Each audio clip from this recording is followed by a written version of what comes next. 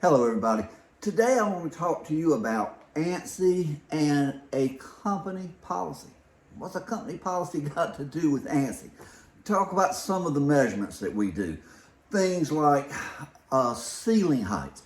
You know, if I get in a room and I'm measuring up to try to make sure the ceiling height is 7 feet, you know, if I get to 6 feet 11 and a half inches, chances are I'm gonna call it 7 feet.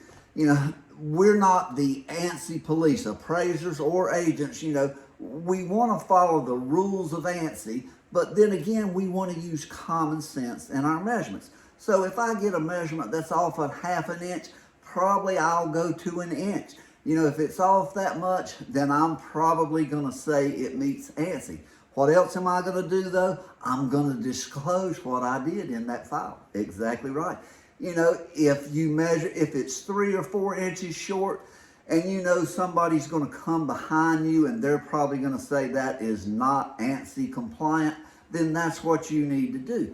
But whatever it is you need to do, you do need to have these things written down in a company policy. It doesn't have to be any great fancy book, but it needs to say company policy on home measuring, whether it's ceiling heights, or the way you do rooms with sloped ceilings.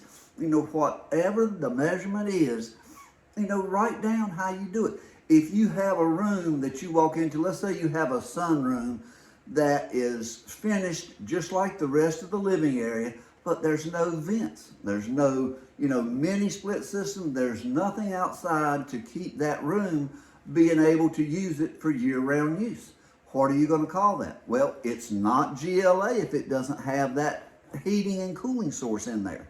So whatever you're going to do, put it in the company policy, guys.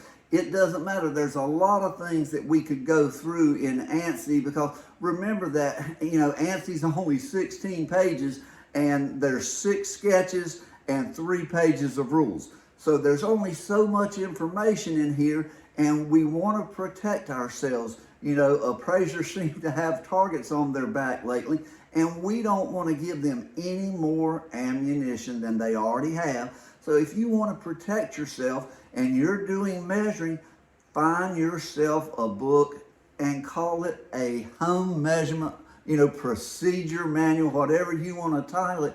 But anything that you do on measuring, whatever it is, make sure you have a company policy. If you've got several people working, you all need to follow and do it the same way. You got to be consistent.